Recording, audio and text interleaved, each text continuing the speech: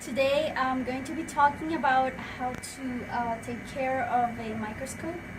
A microscope should always be carried with both hands if you're going to transport it from one place to another. It should always be in a dry area away from the heat. To clean it, you must remember to wipe it after every use and use high quality lens paper and a specific solution to clean the lens. If you get oil residue on your lens, remember to use xylene solution, but use it sparingly as it can remove some of the adhesive that keeps the lens together. One last thing to remember is to have it serviced by a professional every year. Today we are going to be doing an ELISA snap test for the lepto antigen. We are going to get our snap test in our little container. We're going to put 4 drops of the conjugate.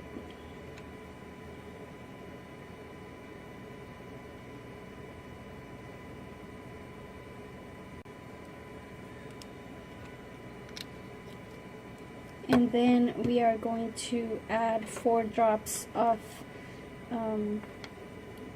our blood or serum.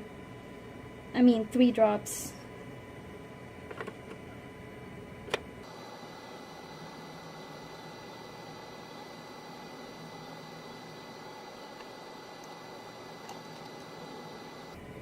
Okay, we're gonna close it and we are going to invert it at least 3 times.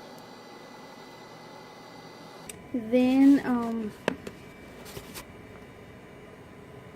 we are going to empty it into our space right here. Be careful not to spill it.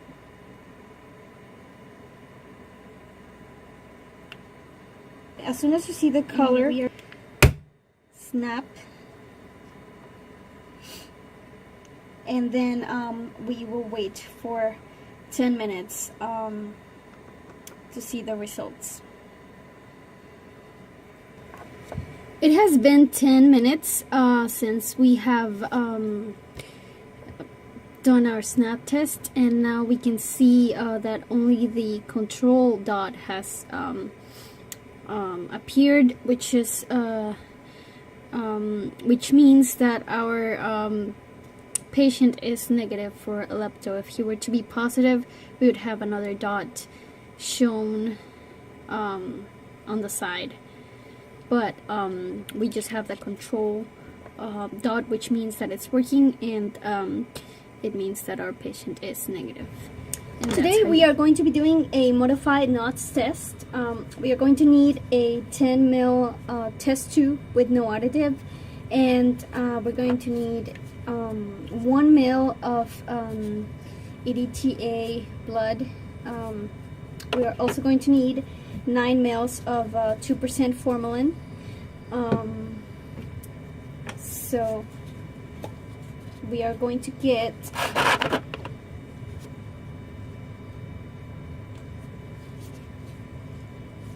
1 ml of blood. 1 ml of blood. 9 ml of 2% formalin. Our 9 ml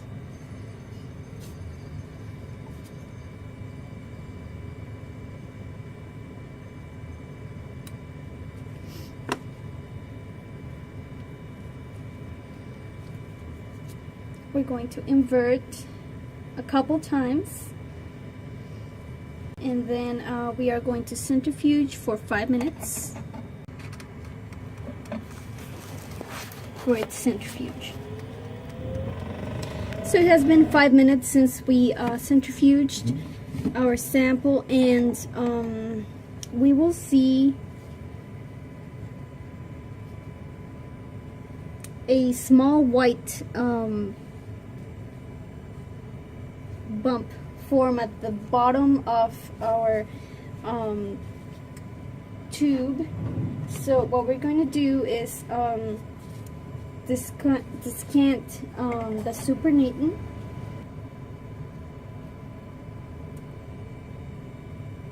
Our sample where you can see that small white little bump that form at the bottom, and we're going to add 1 drop of methylene blue.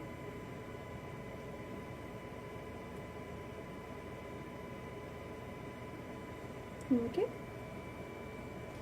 And then with another pipette, we are going to gently mix. Okay. And now we are going to get a microscope slide, and we are going to get 1 drop of our mixture into the microscope slide.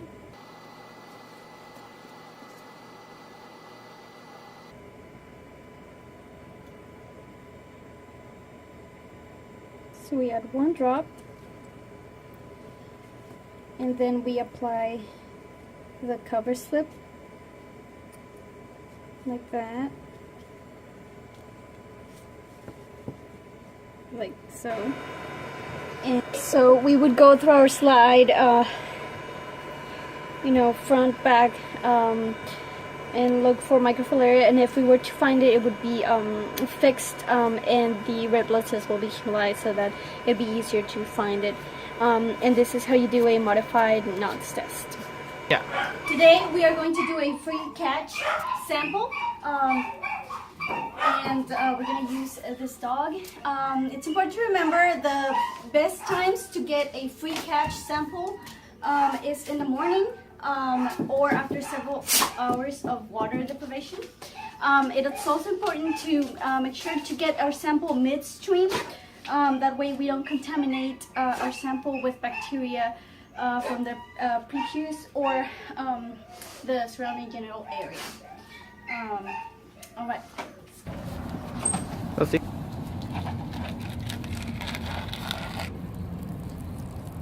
And this is how we get our free catch. Alright, we're live. Today we are going to be doing a cystosynthesis on a female cat. We are going to place her in a lateral recumbency, and we're going to use a 1.5 inch needle. First, the vet is going to palpate the bladder to assess its size and... It's okay, Oreo. She's going to assess its size and location.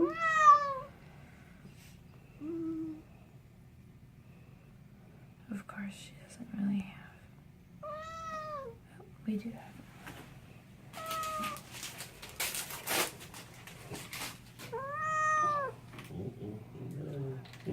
Oh, it's okay, Oreo.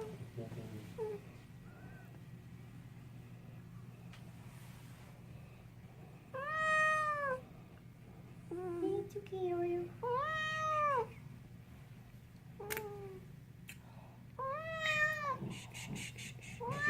She's gonna gently aspirate, and then she's gonna release pressure when she's had enough sample, and then she's done. And that's how we perform a cystosynthesis on a cat. That's it. Yes. For the cystosynthesis, you could have also placed your patient in a dorsal recumbency, and you could have also used an ultrasound in addition to palpating the bladder, just to make it easier to find the bladder. So just some other things to remember when doing a cystosynthesis. You could have you can have different positions and different ways to find your bladder and assess its size to make it easier to get your sample. Today we are going to be doing a urinary catheterization. First we are going to use the red rubber and measure through the outside to kind of see where we can start and stop advancing once we have it. We are going to clean the area with some chlorhex solution.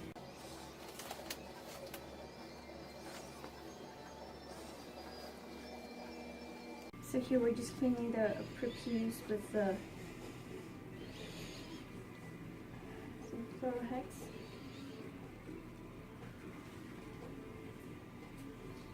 Now we are going to be opening sterile jelly, lubricating jelly, to apply in the tip of our catheter.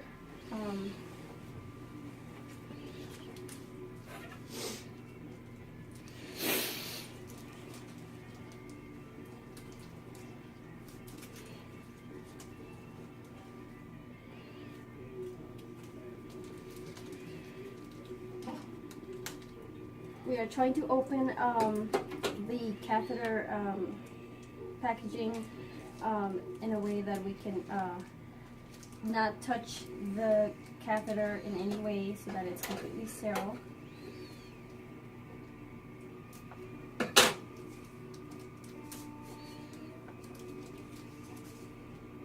And we are applying the sterile lube into the tip of the catheter. Holding the base of the penis, we're going to try and get the tip out and slowly insert the catheter in. This might be too big.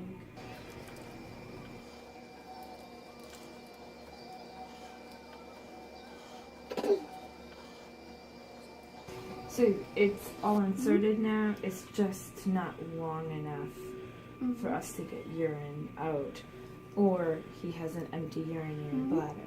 Which he did. He actually urinated before we obtained the sample, but if we were to get some sample from him, we would discard the first few mils of urine, since they would not be, they could be contaminated by the catheter, but if not, then we would just get some of the urine sample. But as I said before, our patient kind of urinated before we started the procedures. Today we are going to do a simple flotation test.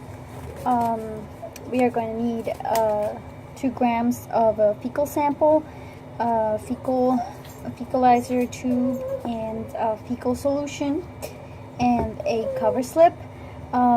This test is going to be help us see any of your parasite eggs that have a specific gravity between 1.1 or 1.2. So what we're going to do is get our fecal sample and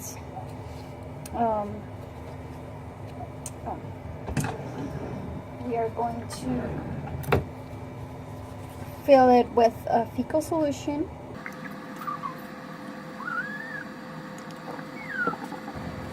We're going to mix. And then with a piece of gauze, we're going to place over our fecal tube. So that the large particles will stay, and we're going to empty it into our fecal tube. And then fill the rest of our tube with more fecal solution, so that we get kind of a meniscus. Go. And now that we have a bobble, we can use our cover slip. We can use our cover slip and place it on top of the meniscus and let it sit there for about 10 to 20 minutes. This will allow us to see any of the parasite eggs that are light enough to float on top to the cover slip. And that is how you make a simple flotation test.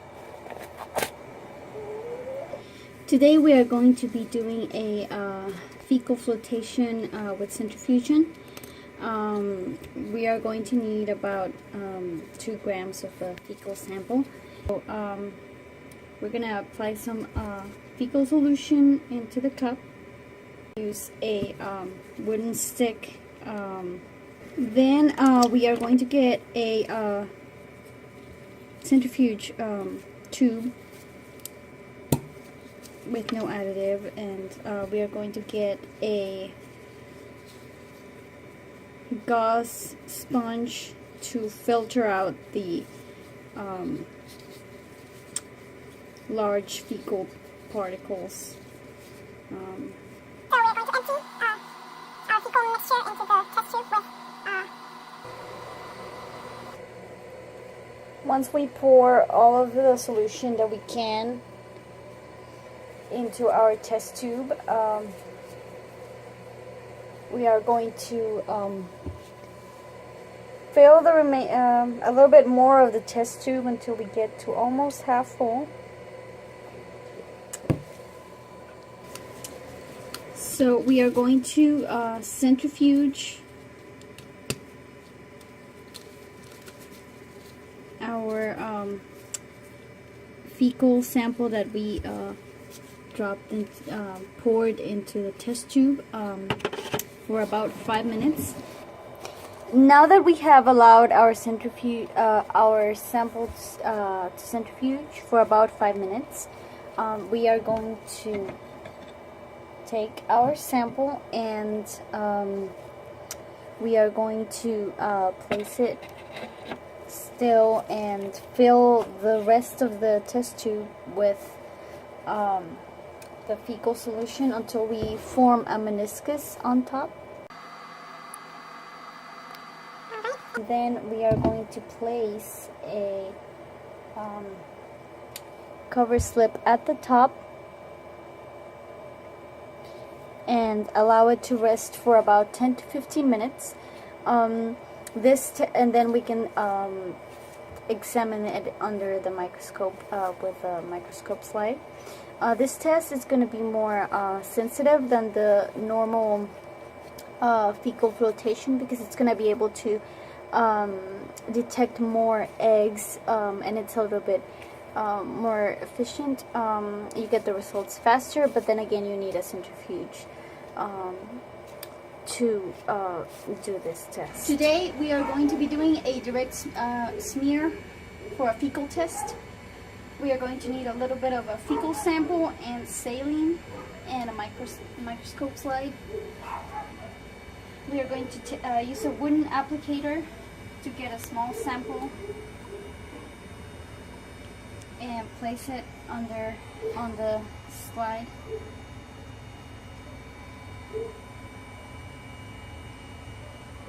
And then place a little bit of a few drops of saline.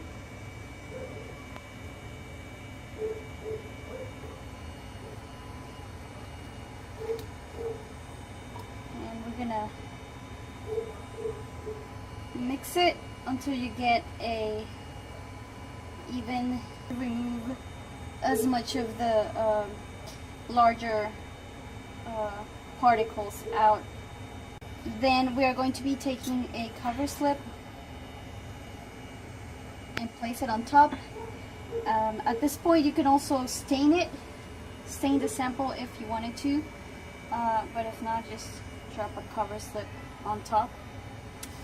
And that is how you make a direct smear. Now that we have our direct smear for our fecal sample, we can place it under the microscope and we can use it to look for parasite eggs or giardia and things like that.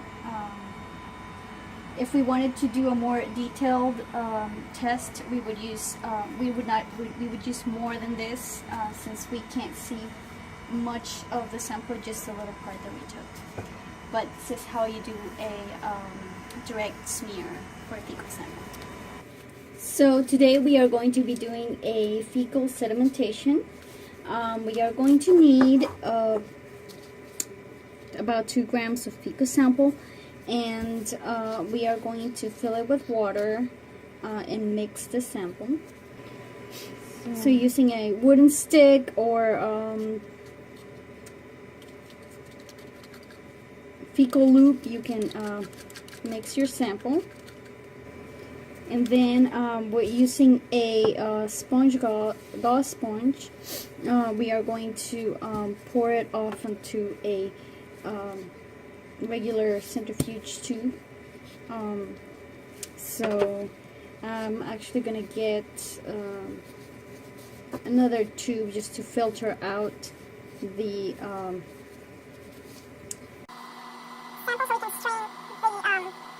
so we are just adding the liquid part, and now we are going to grab our test tube and we're going to pour our filtered fecal sample into the centrifuge tube. Okay, and now we're going to centrifuge for 5 minutes. Now that we have now that our sample has finished centrifuging, we are going to, and it'll look kind of like this, we are going to let it sit for about 30 minutes undisturbed. Now that we have waited for about 30 minutes, we are going to use a pipette to pour out the supernatant.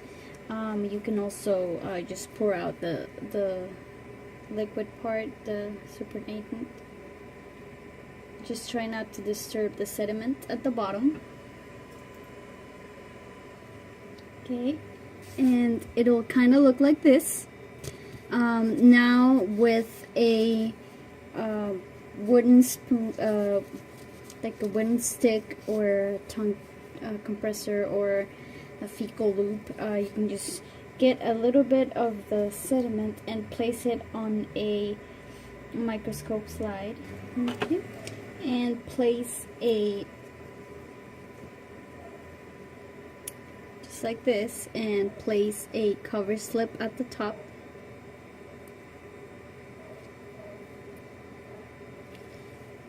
And now this test is going to be used for eggs that are too heavy to float on either of the flotation tests.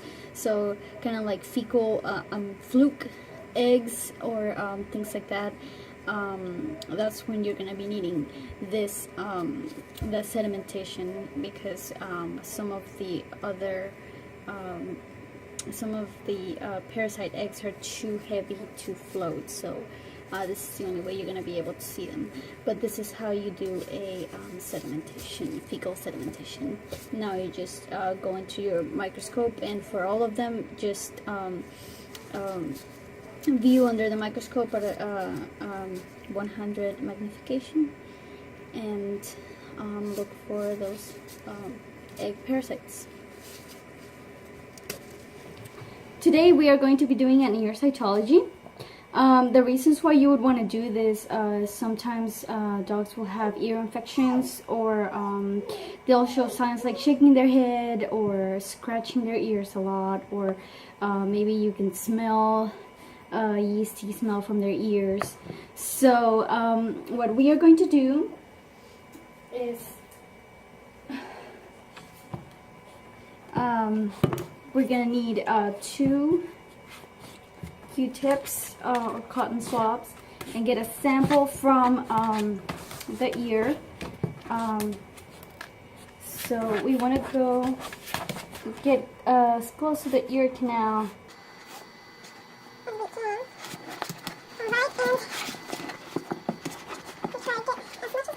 And we want to either break or label either our left or right Q-tips, that way we know which one's which.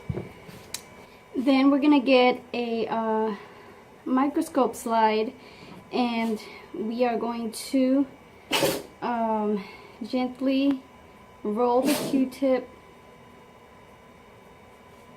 into the slide. We can either make like an L or a different shape to differentiate which side is which. and try not to get as much of the waxy clumps. Try to make it. Then we are going to take our slide and we are going to provide some heat with a lighter, or we are just going to go a little bit under the slide just so that it's a little bit warm, not too hot. Now we are going to stain our slide. We are going to dip it first in the fixative for about 30 seconds.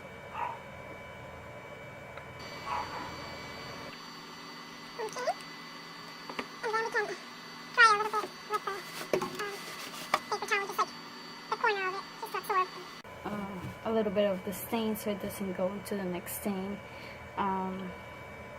And this, the next two are just gonna be for 15 seconds.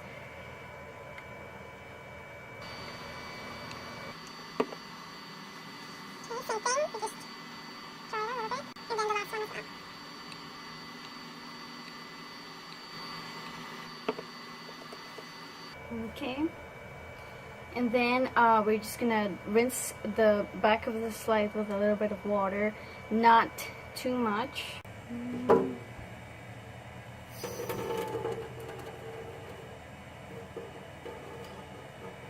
Not too much water as to wash away our sample. And then with some bibulous paper, we're just gonna put the slide on the paper and just apply even pressure. Kind of rub it. Try not to put too much pressure as to break the slide. And then we have our Pathology slide. Now that we have our slide, we are ready to inspect it under the microscope. So the first thing to do is we are going to look at the slide under the lowest resolution, just to make sure that everything was stained properly.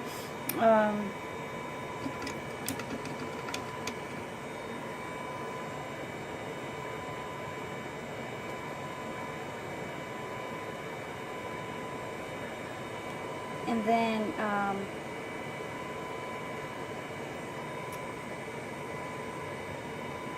we're going to be going through all of the slide first under low resolution, the parts that we stained, and then once we make sure that everything was stained properly, we move to the higher resolutions. We can also use the a drop of oil on our slide just to magnify anything that we might want to see. We're going to be collecting a sample for to test for dermatitis or ringworm. So the way we do it, so we use gloves just in case. This cat doesn't really have a ringworm, but in case we had a suspect that does, we want to wear gloves. Now for fungal collection, we could use either hemostats or a toothbrush fresh out of the package to get our sample. And then we have our medium where we're gonna collect our sample. We could also have, there's also like plates or jars where you can also culture your fungal specimen, but this time we're using this one. So what we would do is open up our medium, and the more efficient, or another way to do it, which is a little more efficient, is a toothbrush, because you would be getting some skin from skin cells from your sample. So what you would do is you just brush some fur out. Normally these patients would have very little fur, so you would be able to get some skin cells. So you would get some fur like that, and then just gently pat onto the medium, just to leave a bit of a sample. Do not press too hard, and this helps get some cells. The other way, as I was saying, is to use the hemostats. This one is efficient because you could get fur from the root. The one disadvantage is you're not getting much skin cells. And then you would drop it onto your medium and try to get it to actually touch the medium right there. Then we would label it and not close it real tight as to prevent air from coming in, since this is a fungal infection that does require air to survive. And then we would let it sit for at least 14 days.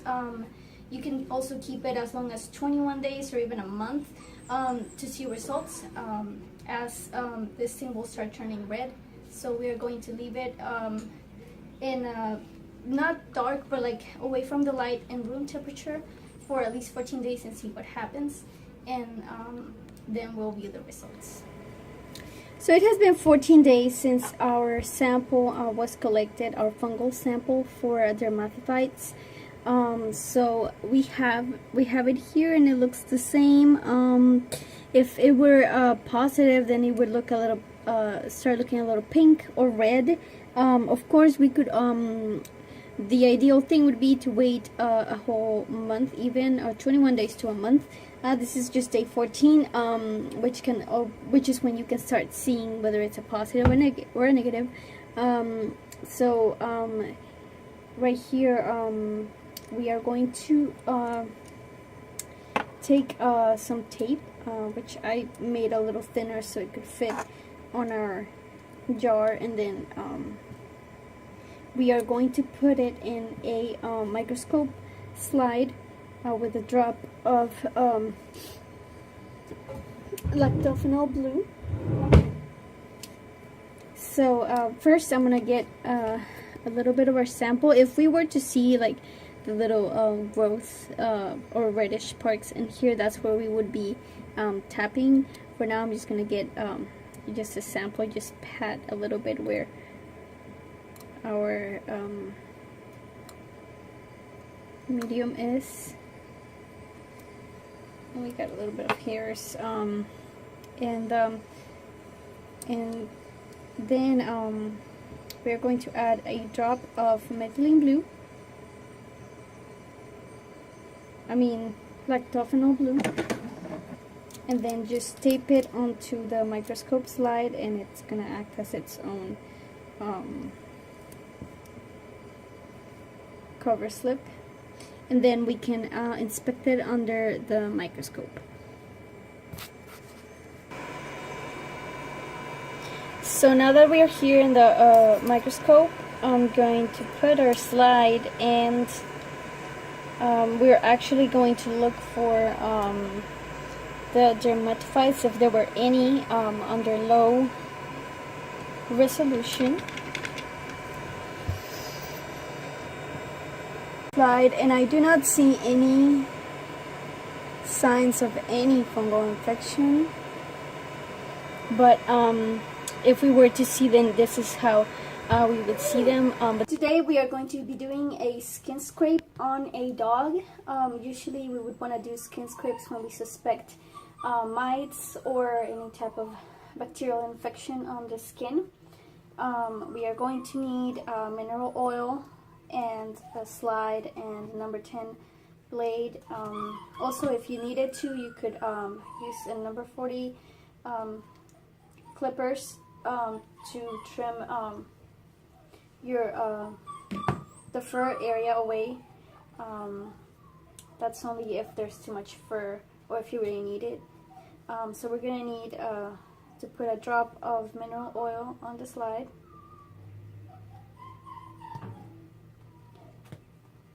Now with our blade, we are going to hold with our thumb and our index finger, and we're going to get a little bit of mineral oil from the slide. And then we are going to scrape a little bit from the area where we need to. It's around 3 to 4 centimeters. And we should do it perpendicular to the area that we want to scrape. Usually would be the area that looks more infected or scabby. It has to be perpendicular so we do not... Once we have enough, we use our blade and we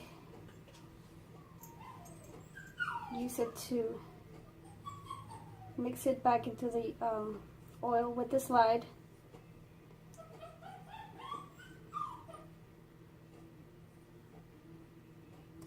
And then using a microscope cover slip, we put it on top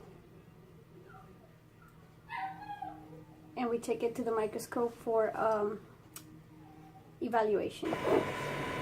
Now that we have our screen scrape, we would look at our slide under low magnification at 40, under 40, and we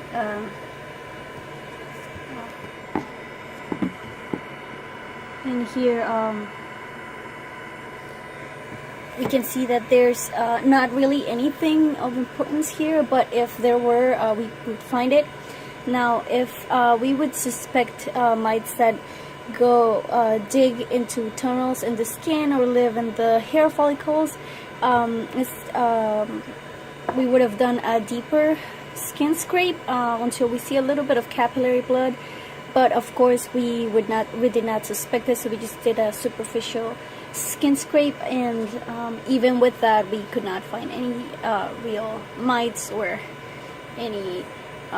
anything wrong with our sample. So that's how you do a skin scrape.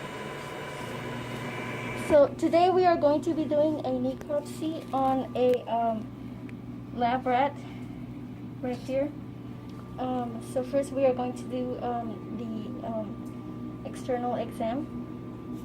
So this is a male rat, I can say adult. His teeth, it looks like he probably couldn't eat very well because his teeth are not opposed. His teeth should have been trimmed back. But he is in good body condition, as I said. And that's basically what I can tell from external exam. Thank you. Next, we are going to be using a scalpel number 10. Yep, right? 10 blade. 10 blade to do a midline incision. Some sharp scissors to get all the way through and break down the sternum so we can see into the thoracic cavity. Right away you can tell there was a little bit of free blood within the abdomen, but that is not necessarily uncommon. So here you can see the lobes of the liver, and then there's some small intestines. The chest cavity, the lungs are edematous, and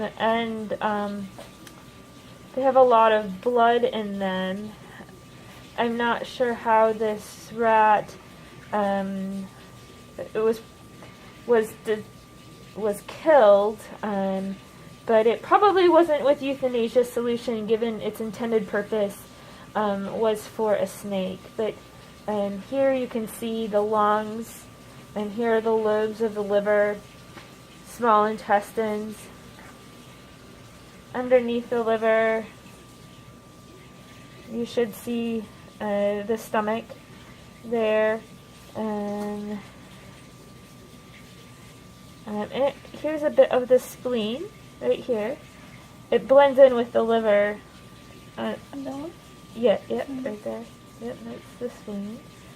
And then rats It's been a while, but I believe they're hindgut fermenters, which would make this the cecum. So those are some of the internal organs. They appear to be in reasonable shape. Certainly no evidence of trauma. Alright, so now we're just going to take 2 samples from any organs, and then we're going to place them in formalin jars, and then we're going to label them with the patient's name and... So the first piece of organ we're going to harvest is a piece of the liver. Here. We're going to put it in the formalin jar. The amount of formalin to organ ratio is important. You want to have at least twice the amount of formalin as the volume of the organ. Okay, so the next organ we're going to go for is the spleen. So you can see it here. It's attached to the greater curvature of the stomach, which is exactly how it's supposed to be.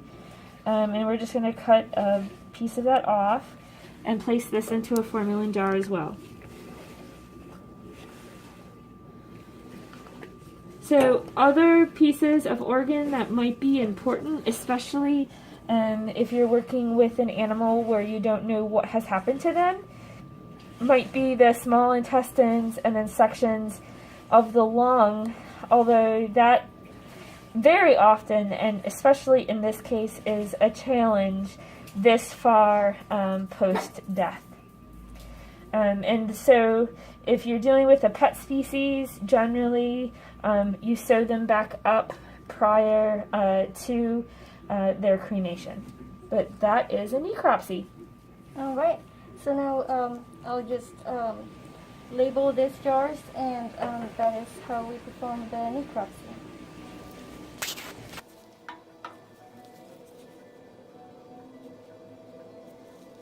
So today we are going to be discussing how to handle rabies suspect specimen. First thing to remember is that only personnel that is rabies vaccinated is allowed to come in contact with the specimen. They must wear gloves, protective eyewear, masks, surgical gowns, and then the specimen is to be decapitated. Now the head is placed into a airtight bag, waterproof and leak-proof, and then it's placed in a container. It can be a cardboard box or anything other plastic container that is also leak-proof and waterproof. Then you fill it with gel packs to keep it cool around 37 degrees. Do not freeze it and do not use dry ice. And then that is placed into another container where you put the label and ID number and identification. And the remaining body is to be cremated. And that is how you handle the rabies specimens. Today we are going to be doing a vaginal cytology. First we are going to get some chlorhexidine solution and clean the area real well.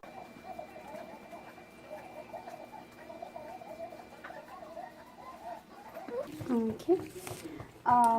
We are going to get some sterile swab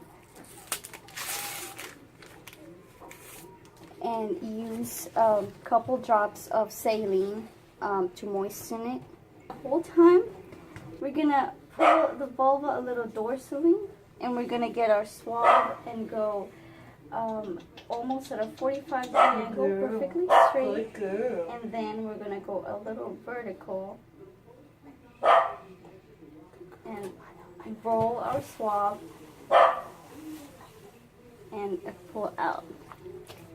Alright, that should be it. We don't need Willow anymore.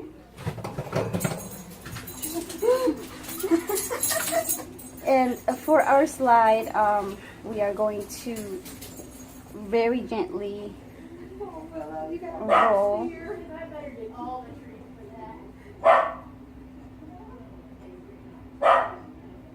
We are not trying to apply too much pressure on our slide.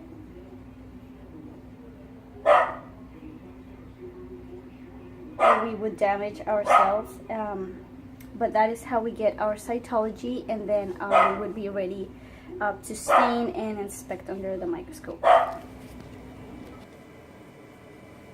So now that we let air dry our vaginal cytology slide, we are ready to stain it.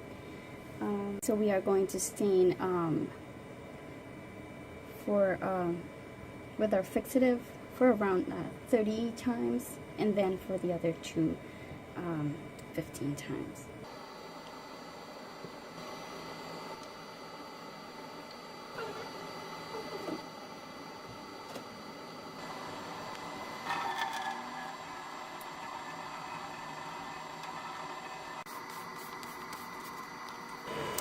So now that we have our slide ready, we can take a look at our cytology slide.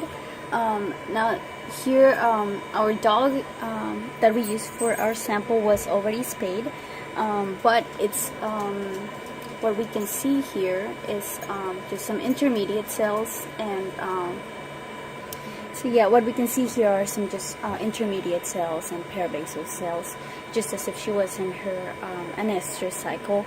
And of course, if she was on her proestrus, we would be able to see more red blood cells, more along with the intermediate cells, and we would also be able to see maybe some starting to see some bacteria. She was in her estrus cycle. We would be start seeing the cells being more superficial. More without the superficial cells, more without the nucleus, and now then if she was on her de-estrous cycle, then we would be able to see as well some superficial cells, but it would be starting to see more intermediate cells kind of cycle back to her anestrus, to what she would look like if she was in her anestrus cycle. But like I said, with our dog here, we can mostly just see some intermediate cells, a little bit of debris from like background debris from our staining, and parabasal cells, but everything else seems to look pretty normal. So this is how we run our cytology slide. Today we are going to do a manual cross-matching.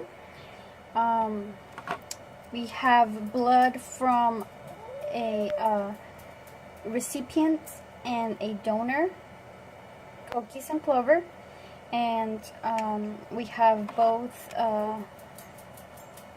red serum separator tubes and EDTA tubes for both patients. We are going to centrifuge all of the tubes first. Make sure that it's balanced. Now that we have centrifuged our cells, we're going to take the serum and we are going to set it aside for now. Just descant the serum and put it in some regular test tubes.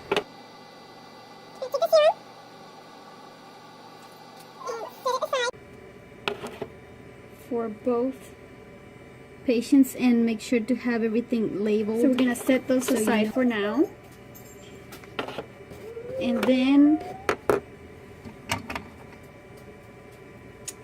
for our anticoagulated blood, we're gonna remove the plasma and we're gonna wash the red blood cells. To do that, we are going to have another pair of test tubes with no additives, where we are going to put the red blood cells, but first we're going to descant the plasma from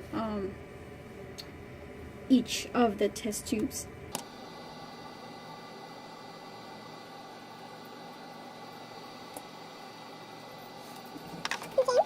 And then we are going to take 2 drops of the red blood cells and put them into the new test tube with no additives.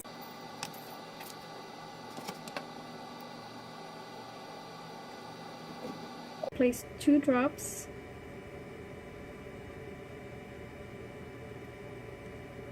And we're gonna fill the rest with some saline. The rest of the test tube, and then we are going to centrifuge it, and we're going to do this for both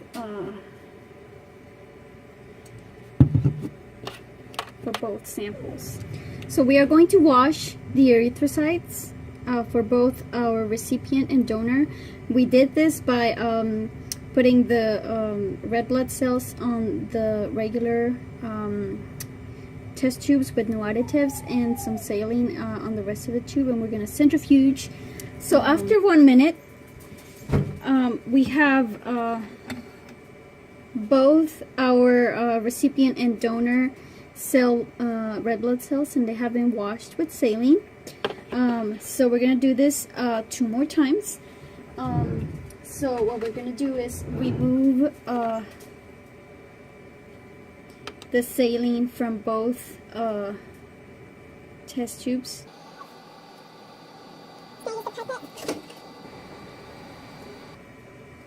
Okay. So now we just have the red blood cells.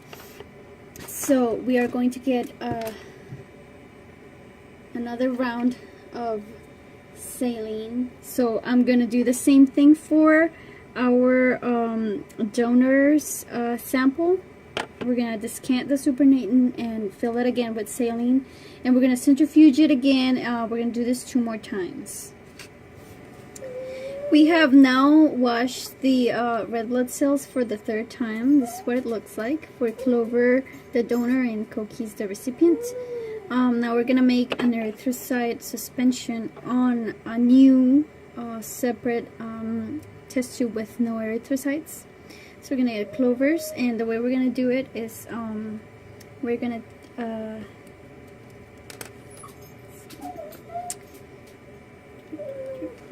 I'm going to take 0.02 erythrocytes, and then fill the remaining with 0.98 of saline. 0.02.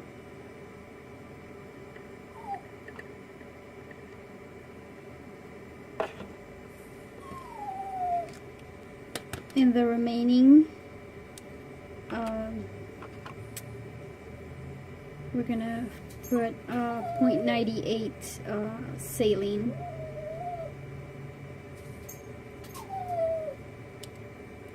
So it looks like this, and we're gonna do that for our recipient as well. So that's how you make your washed erythrocytes, your 1 ml solution. Now to do our major cross match, we are going to take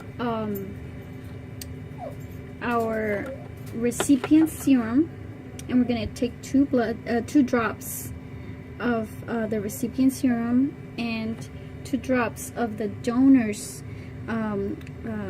red blood cell solution, and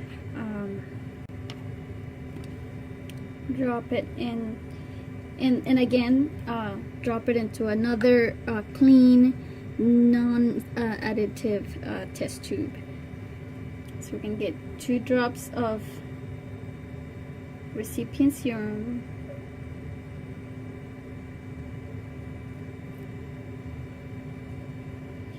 and 2 drops of donor red blood cell solution.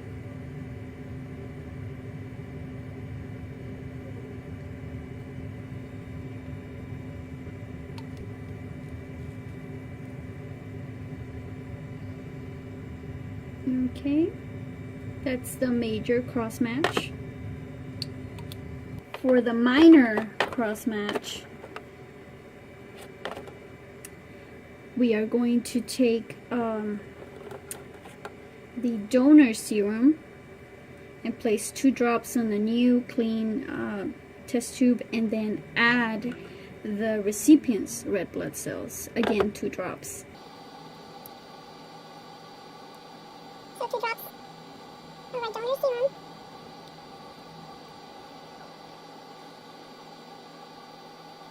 And 2 drops of our recipient's red blood cells.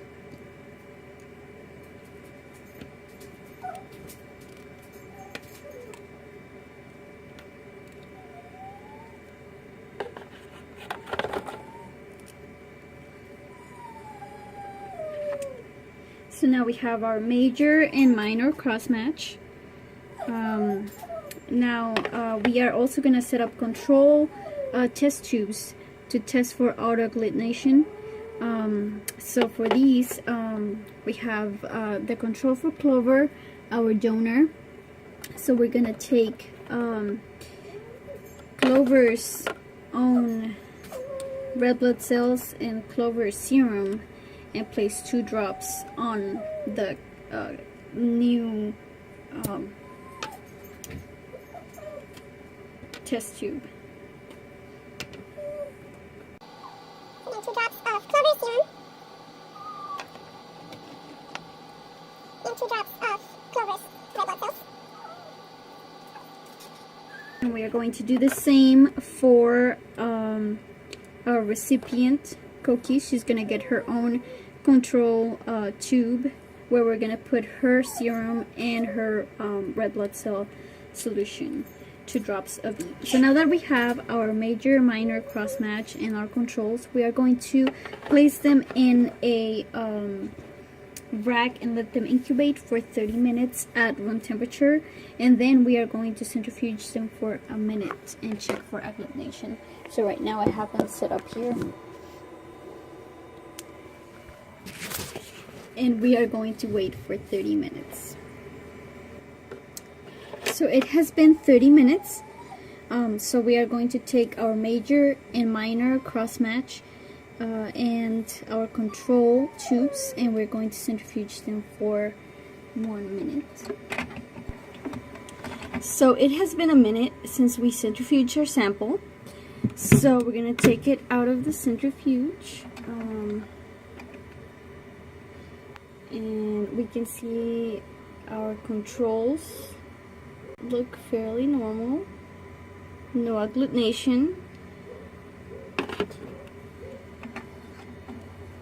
And our major and minor, you actually can see agglutination on our major and minor samples. It's really faint, but I can see little dots of agglutinated blood. So to check microscopically, we would get 2 drops of our major and minor in different slides. Take 2 drops. I mean 1 drop, and put it in the microscope slide.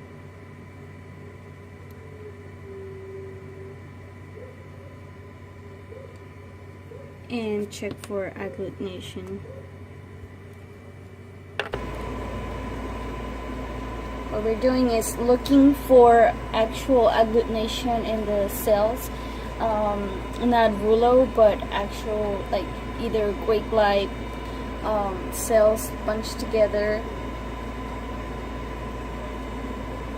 which you can actually see. There's like little groups of cells here and there. Not the cells spread out evenly as they should, which means that our donor and recipient are not compatible.